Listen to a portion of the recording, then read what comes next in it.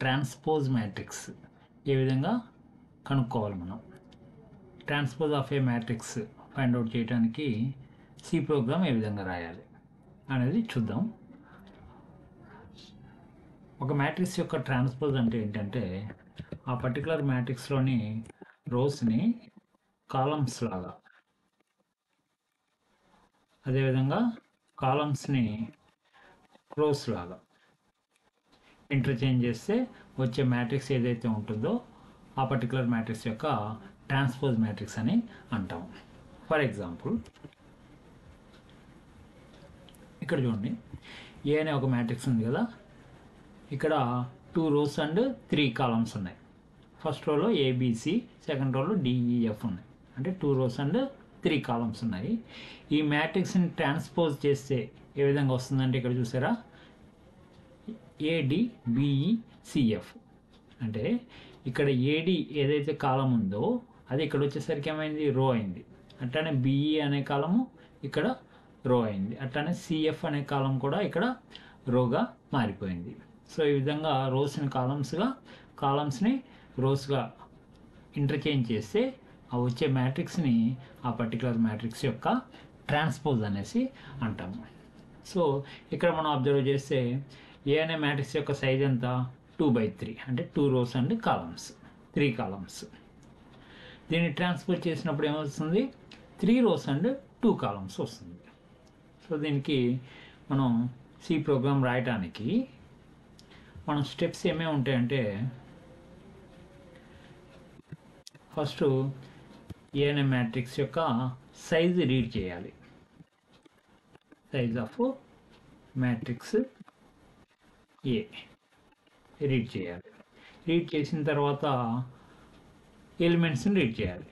Elements of matrix A elements read చేయాలి.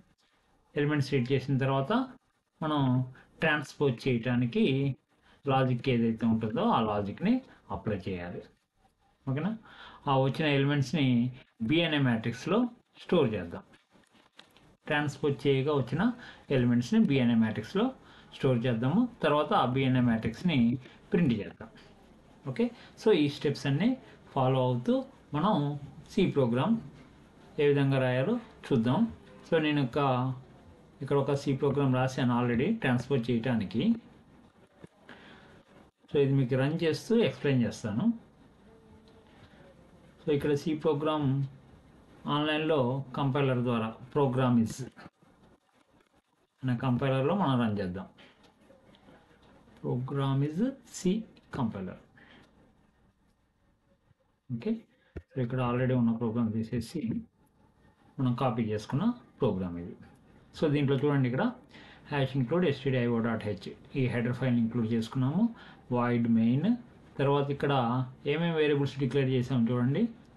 ఏ of 10 అంటే ఏ అనే మ్యాట్రిక్స్ 10 rows 10 columns మ్యాక్సిమం. అట్లానే బి అనే మ్యాట్రిక్స్ అంటే ఏ అనే మ్యాట్రిక్స్ని ట్రాన్స్పోజ్ చేసిన తర్వాత బి అనే మ్యాట్రిక్స్లో స్టోర్ చేద్దాం అనుకున్నాం కదా. సో బి యొక్క సైజు 10 rows అండ్ 10 columns ఇచ్చాను. అట్లానే ఇవి 2-dimensional మ్యాట్రిసెస్ కాబట్టి మనకి 2 ఫర్ లూప్స్ వస్తాయి. ఏదర్ ప్రింట్ చేయాలన్నా ఎలిమెంట్స్ని రీడ్ చేయాలన్నా. అందుకోసం ఒక్కో ఫర్ లూప్కి ఒక్కొక్క వేరియబుల్. సో ఐజే 2 ఫర్ లూప్స్కి 2 వేరియబుల్స్. అట్లానే ఇక్కడ ఆర్ అనేది ఏంటంటే number of rows in matrix A. అట్లానే సి అనే వేరియబుల్ దేనికోసం, number of columns in A matrix. So first ఏం చేద్దాం అనుకున్నాం, enter size of matrix A యొక్క సైజు ఎంటర్ చేయమని యూజర్ని అడుగుతాము. సో ఎంటర్ చేసిన నెంబర్ ఆఫ్ రోస్నేమో ఆర్ అనే వేరియబుల్లో స్టోర్ చేద్దాం. అట్లానే నెంబర్ ఆఫ్ కాలమ్స్ని సి అనే వేరియబుల్లో స్టోర్ చేద్దాం.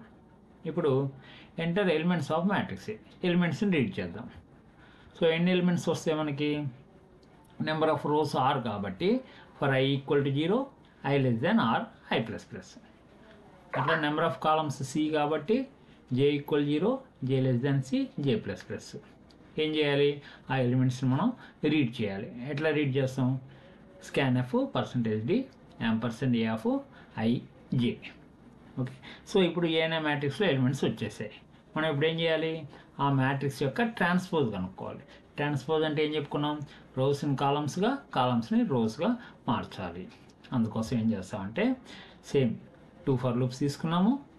i less than r, j less than c వరకు. a ఆఫ్ ijని ఎక్కడ పెట్టాలి, ట్రాన్స్పోజ్ మ్యాట్రిక్స్లో b ఆఫ్ ji దగ్గర పెడతాం. ఎందుకని, ఇక్కడ i అనేదేమో రోస్ని రిప్రజెంట్ చేస్తుంది, రో ఇండెక్స్ని, j అనేదేమో కాలం ఇండెక్స్ని రిప్రజెంట్ చేస్తుంది.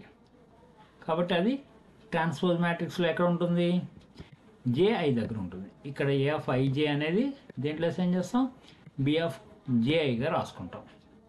That's it. సో ఇప్పుడు మనకి ట్రాన్స్పోజ్ మ్యాట్రిక్స్ ఎక్కడికి వచ్చింది, బి అనే మ్యాట్రిక్స్లోకి వచ్చింది. దాన్ని మనం ప్రింట్ చేద్దాం. Print F transpose of given matrix ఎట్లా ప్రింట్ చేస్తాం, దీంట్లో నీకు నెంబర్ ఆఫ్ రోస్ ఎంత అవుతుంది, ఏ అనే మ్యాట్రిక్స్లో నెంబర్ ఆఫ్ రోస్ ఆర్. కాబట్టి ట్రాన్స్పోజ్ చేసిన తర్వాత నెంబర్ ఆఫ్ రోస్ ఏమొస్తుంది, అక్కడ కాలమ్స్ ఎన్ని ఉన్నాయో ఇక్కడ రోస్ ఎన్ని ఉంటాయి. కాబట్టి i లెస్ దాన్ సి రాస్తాం ఇక్కడ. అట్లానే j లెస్ దాన్ ఆర్, ఇది నెంబర్ ఆఫ్ కాలమ్స్ అనమాట ఇక్కడ ట్రాన్స్పోజ్ మ్యాట్రిక్స్లో. ఆ పర్టికులర్ ఇండెక్స్ల దగ్గర ఉన్న ఎలిమెంట్ని ప్రింట్ చేస్తాం. ప్రింట్ చేసి ఒక రోలో ఉన్న అన్ని ఎలిమెంట్స్ కొంచెం స్పేస్ ఇచ్చి రావడం కోసం ఇక్కడ స్పేస్ అనేది పెట్టాము. ఓకే, కావాలంటే మనం \t కానీ పెట్టవచ్చు. \t అంటే ఒక ట్యాబ్ స్పేస్ వస్తుంది, జస్ట్ స్పేస్ పెట్టి ఒక స్పేస్ వస్తుంది. తర్వాత ఇక్కడ \n ఎందుకు పెట్టామంటే ఒక రో మొత్తం కంప్లీట్ అయిన తర్వాత నెక్స్ట్ రోకి కంట్రోల్ అనేది రావడం కోసం. ఓకే, సో ఈ ప్రోగ్రామ్ రన్ చేద్దాము. ఇక్కడ రన్ అన్నా కొట్టవచ్చు, లేకపోతే ఇక్కడ కంట్రోల్ ఎంటర్ అన్నా ప్రెస్ చేయొచ్చు. So enter size of matrix ఏ 2/3 అని ఇస్తున్నాను. ఎలిమెంట్స్ ఆఫ్ మ్యాట్రిక్స్ ఏని ఎంటర్ చేయాలి. అంటే 2 rows 3 columns. సో 10, 20, 30 ఒక రో అయిపోయింది. నెక్స్ట్ ఎంటర్ కొట్టాను, 40, 50, 60 ఇంకో రో కూడా అయిపోయింది. సో ఎంటర్ కొడుతుంది. ఇప్పుడు చూసారా, ట్రాన్స్పోజ్ ఆఫ్ గివెన్ మ్యాట్రిక్స్ 10, 40, 20, 50, 30, 60. ఇక్కడ మనకి ఏదైతే రో ఉందో 10, 20, 30 అది ఇక్కడ వచ్చేసరికి ఏమైంది, కాలం అయింది. అలాగే 40, 50, 60 అనే రో కాస్త ఈ ట్రాన్స్పోజ్ చేసిన తర్వాత ఏమొచ్చింది, కాలం లాగా వచ్చింది అనమాట. సో ఇది C program transpose of a given matrix కనుక్కోవడానికి. Okay, thank you.